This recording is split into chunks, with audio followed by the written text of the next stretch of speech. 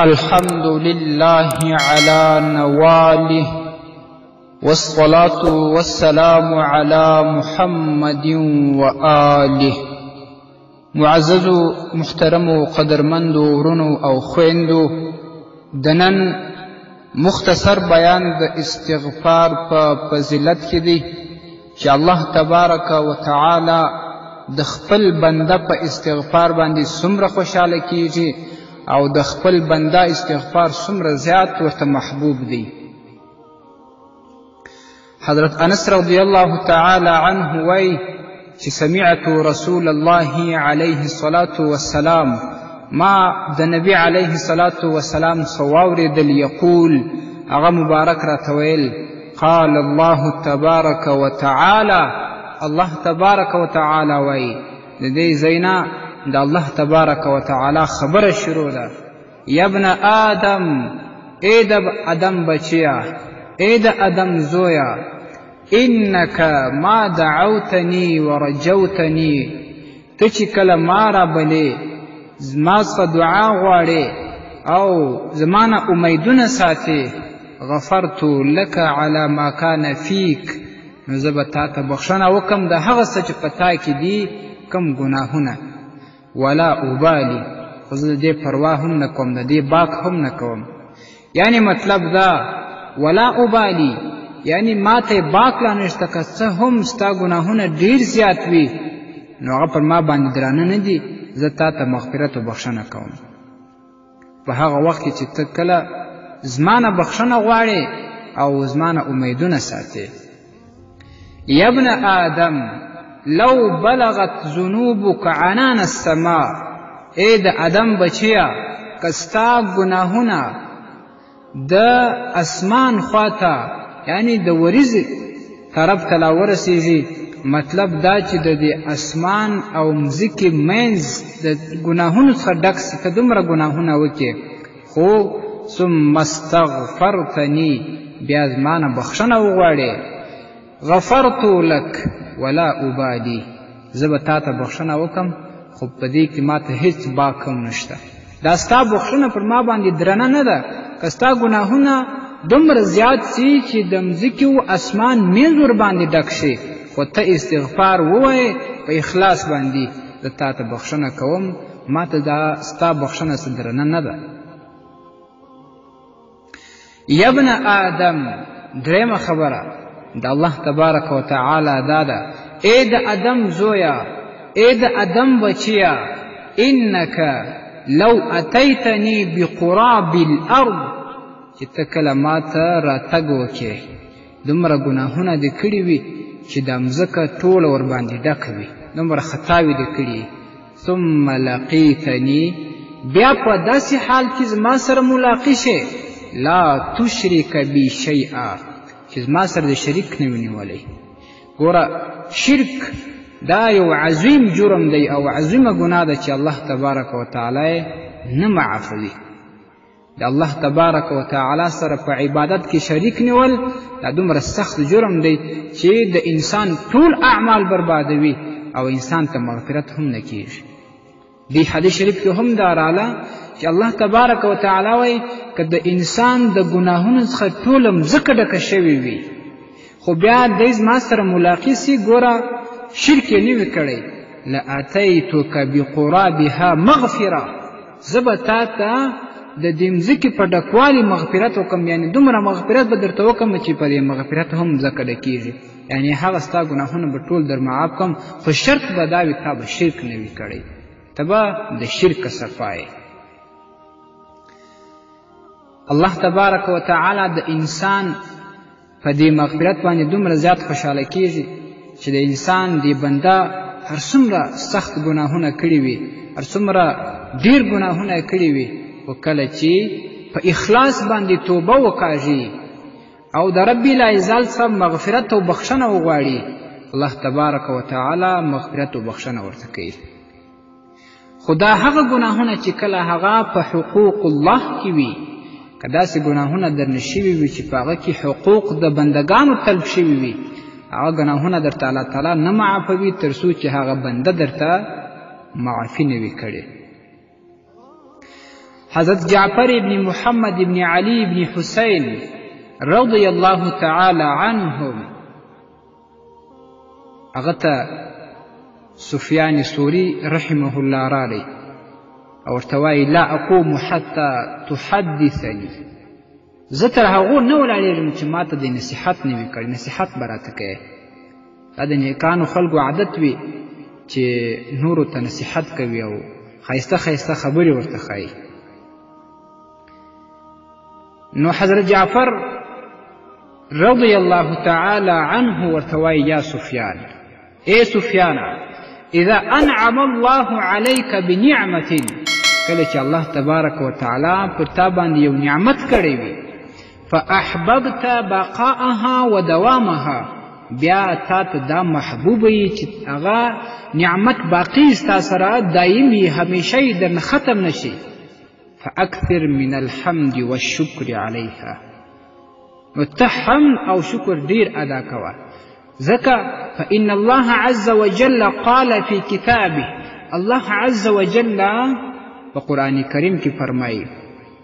أعوذ بالله من الشيطان الرجيم بسم الله الرحمن الرحيم لئن شكرتم لأزيدنكم اے بندگانو که تاسی پر نعمتونو شکر وکړئ هغه نعمتونه به زه نور هم درته زیات کم هغه نعمتونه به ښه درته ډېر کم خو که تاسې شکر وباسئ بیا ورته وایي دا خو به هغه وخت شکر او حمد وباسئ چې تا ته الله تبارک وتعالی نعمت او رزق درکړی وي خو چې کله ستا رزق تنګ وي او ستا ژوند تنګ وي نو بیا به ته څه کوې فاکثر من استغفار بیا استغفار ډېر وایه بیا استغفار ډېر وایه دلته یو فایده ده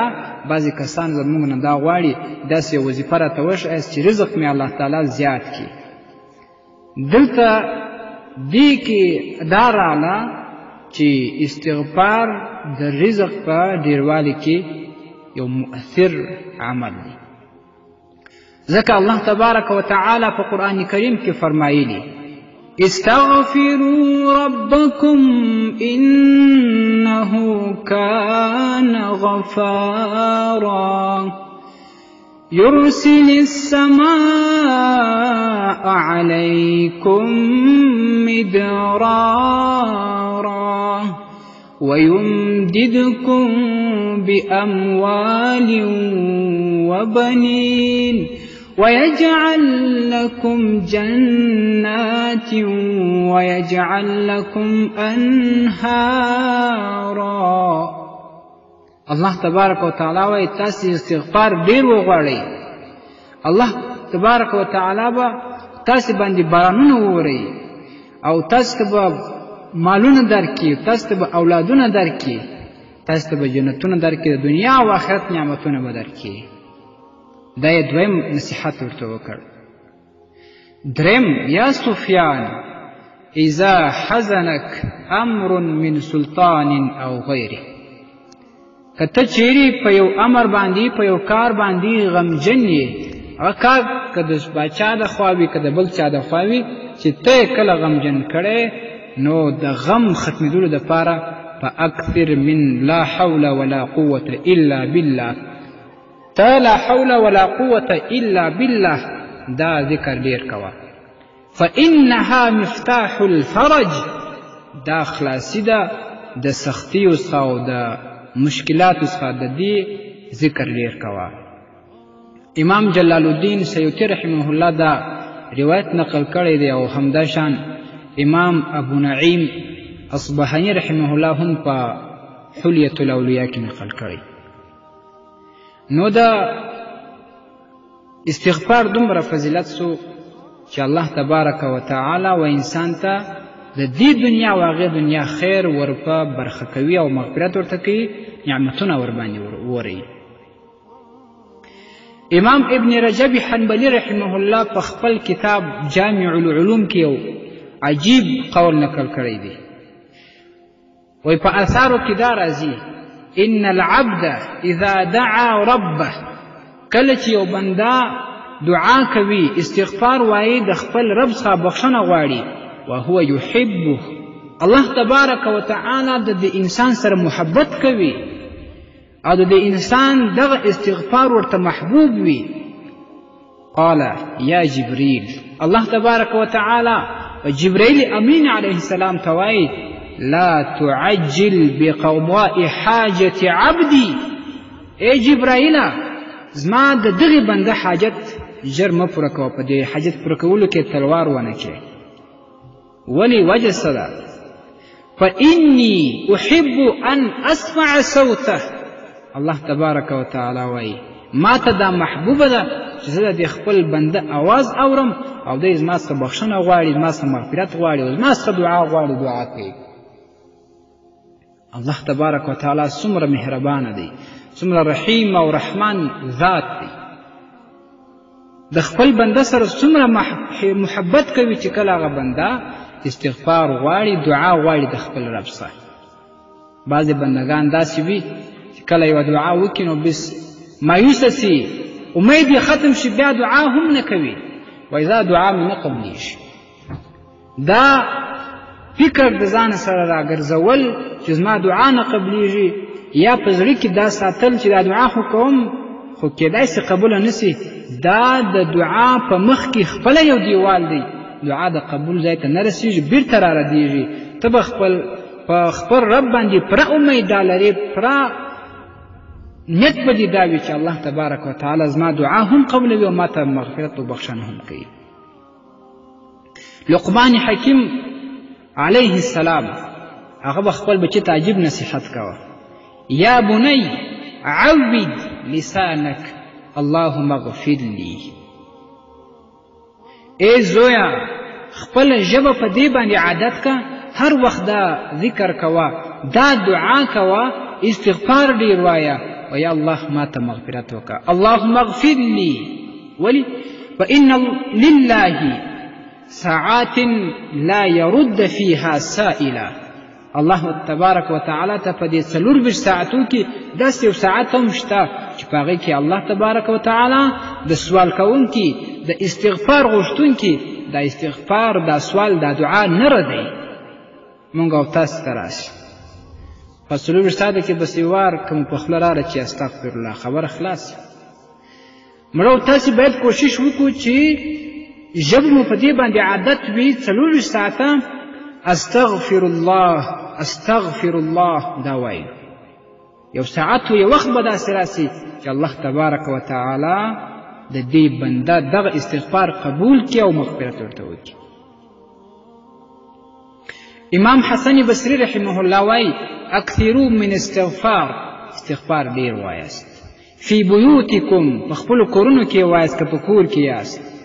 وعلى موائدکم که په دسترخوان ناست یاست، کټونو باندې ناست یاست، تختونو باندې ناست یاست، هلته هم استغفار وایاست، وفي طرقکم که په لاره باندې روان یاست هم استغفار وایاست، وفي اسواقکم که چیرې بازارونو کې یاست هم استغفار وایاست، وفي مجالسکم که چیرې په بیټکونو کې، په خونو کې، په کورونو کې، په مجلس کې ناست یاست هم استغفار وایاست. اینما کنتم هر ځای چې یاست استغفار واسطه، استغفار سره خپل ژبه عادت کړئ. فانکم ما تدرون متى تنزل المغفره، تاسې څه خبره چې مغفرت کله راځي؟ کیدای شي په دغه وختونو کې یو ساعت وي چې رب لا یزال په هغه ساعت کې ستا دغه استغفار قبول کړي او تا ته مغفرت وکړي. دا به د انسان څومره خوش قسمتي وي. حضرت قتاده رحمه الله یو عجیبه خبره کړې، هغه وایي ان هذا القرآن يدلكم على دائكم ودوائكم، دا قرآن کریم دلالت درکوي تاسو ته پر مرضی باندې او پر دوا باندې، یعنی تاسو ته مرضی هم درشي چې دغه دی مرضی ده او دوا هم درشي چې دغه مرضی دپاره دغه دوا ده. فاما داؤکم فالذنوب، ستاسې مرضی څه ده؟ هغه ګناهونه دي. په انسان کې مرضی دا ده چې ګناه کوي، د انسان په ګناه باندې زړه تورېږي. زړه تورېدا هم یو سخت مرضي د هغه چې هره ګناه انسان وکړي زړه ورباندې تورېږي چې بیا کله د هغه ګناه نه توبه وباسي په اخلاص باندې زړه څخه توروالی بیا ختم شي. واما دواؤکم فالاستغفار، دوا بیا ستاسې د دې مرضیو ستاسې د دې ګناهونو هغه استغفار ده، بیا به تاسې استغفار وایست. معززو قدرمندو درنو ورونو او خویندو، استغفار دا الله تبارک و تعالی ته ډیر زیات محبوب دی، ډیر زیات ورته محبوب دی. امام حسن بصری رحمه الله پر کعبه شریفه باندې ګرځي، طواف ور باندې کوي او دا دعا کوي چې الله ما ته عصمت نصیب کا، داسې مې د ګناهونو پاک کا چې یو ګناه هم رانه ونه شي. هاتفي غږ ورته وشو چې ای حسن بصري، ای حسن بصري، هر انسان دا غواړي چې هغه د هرې ګناه څخه پاک سي، هر انسان دا غواړي، هر بنده دغه خواهش لري چې هغه په ټول عمر کې یوه ګناه ونه کړي. نو الله تبارک و تعالی عجیبه خبره ورته کوي په الهامي شکل، که چیرې هر انسان زه معصوم وګرځوم، د ګناهونو یې پاک وګرځوم، آیا زما نوم رحمان او رحیم نه دی؟ زه رحمان او رحیم نه یم؟ زه به بیا مغفرت چاته کوم، زه به بخښنه چاته کوم چې انسانان زما بندګان هغه ټوله د ګناهونو صفا وي، زه به مغفرت چاته کوم؟ انسان چې ګناه وکړي، بنده چې ګناه وکړي او بیا هغه مغفرت وغواړي، استغفار وغواړي، زه هغه ته بیا مغفرت کوم او بخښنه ورته کوم. زه په دې باندې زیات خوشحاله کېږم، ځکه دا د بعضې انسانانو حاجات چې ژر نه پوره کېږي او یا یې مشکل ژر نه حل کېږي، یا یې ګناه کړې وي دی مایوسه وي، هغه دې هېڅ مایوسي نه کوي. ځکه مخکې روایت کې دا راله چې په اثارو کې دا نقل دی چې الله تبارک و تعالی جبرئیل علیه السلام ته وایي لا تعجل بقضاء حاجة عبدي، زما د دې بنده حاجت ژر مه پوره کوه، تلوارې په حاجت پوره کولو کې ونه کړې. ولې؟ فإني أحب أن أسمع صوته، زه محبت ورسره لرم چې د ده اواز واورم، د ده دغه استغفار واورم، د ده دا دعا واورم. نو هغه کسان دې مایوسه کېږي نه. نو مطلب دا چې کومو کسانو چې ګناه کړی وي هغه دې په اخلاص باندې خپل رب ته توبه وباسي، په اخلاص دې مغفرت وغواړي. الله تبارک و تعالی غفور او رحیم ذات دی، رب لا یزال ورته مغفرت کوي او بخښنه ورته کوي. خو یو شی تاسو په ذهن کې وساتئ، هغه دا چې کله یو ځل توبه وباسئ بیا کوشش وکړئ چې هغه توبه ماته نه کړي. خیر که یو وار توبه درنه ماته شي، کوشش وکړه دریم وار بیا ماته نه کړي، دویم وار یې ماته نه کړي. انوار المجالس کې راځي چې دا توبه یو انسان وکاږي بیا یې ماته کړي، بیا توبه وکاږي بیا یې ماته کړي. دا داسې یو مثال لري لکه یو څوک چې په رب لا یزال باندې پسخند وهي. الله تبارک و تعالی د دغسې حالته موږ او تاسې وساتي. دویمه خبره دا په ذهن کې وساتئ، ډېر ځوانان داسې وي ګناه کوي، یو څوک به نصیحت ورته وکړي چې دا ګناه مه کوه، توبه وباسه، دی به وایي چې کله د 40 کلنۍ څه واوړم بیا به توبه وباسم. افسوس، څومره د کم عقلۍ خبره ده، څومره د کم عقلۍ خبره ده. ته په دې باندې باور لرې چې ته سبا پورې به ژوندی؟ ته په دې باندې باور لرې؟ که ته سبا ولاړ سې نو خو بېتوبي ختم شولې. بېتوبي چې کوم انسان ولاړ سي نو بیا په قبر کې په آخرت کې هغه دپاره بیا توبه او استغفار بیا نشته، بیا د هغه دپاره توبه او استغفار نشته. اوس دې لا موقع په لاس کې ده، د دې موقع څخه استفاده وکړه، د الله تبارک و تعالی څخه مغفرت او بخښنه وغواړه. او بله خبره ده، ډېر کسان بیا داسې وي چې یو ګناه په دې نیت باندې کوي چې خیر مغفرت او بخښنه به وغواړم د الله تعالی څخه، د یوه ګناه به وکړم بیا به الله تعالی معافي راته وکړي. دا هم دغسې فکر لا کول ګناه ده، دغه فکر کول هم ګناه ده چې زه به بیا توبه وباسم، اوس به دا ګناه وکړم. دا یو غټ جرم دی، په دې باره کې مونږ مخکې هم بیان کړی و. الله تبارک و تعالی دې دغسې فکر هر مسلمان وساتي چې کم تیر ګناهونه سوي دي پر هغه باندې به د رب لا یزال څخه مغفرت او بخښنه غواړو. په راتلونکي وخت کې ټینګ عزم به زمونږ او ستاسې دا وي چې بیا به ګناه نه کوو، الله تبارک و تعالی به نه ناراضه کوو او خپله توبه به نه ماتوو. الله تعالی دې موږ او تاسو ته د ډیر استغفار ویلو توفیق نصیب کړي. ربي لا یزال دې راسره راضي سي. ربي لا یزال جل جلاله دې موږ او تاسو ټولو ته مغفرت وکړي. السلام علیکم ورحمة الله وبرکاته. تاسو د اسلامي پوښتنو جوابونکی مفتي حکیم الله صابر الحنفي صاحب